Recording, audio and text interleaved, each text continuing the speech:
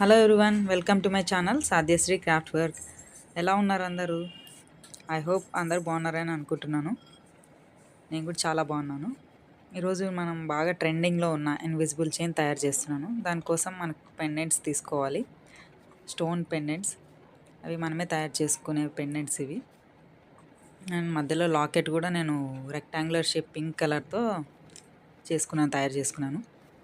ఇలా మొత్తం అన్నీ ఎక్కించుకున్న తర్వాత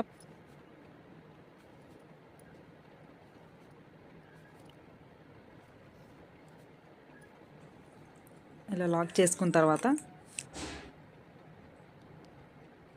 మొత్తం ఇలా లాక్ చేసుకోవాలి.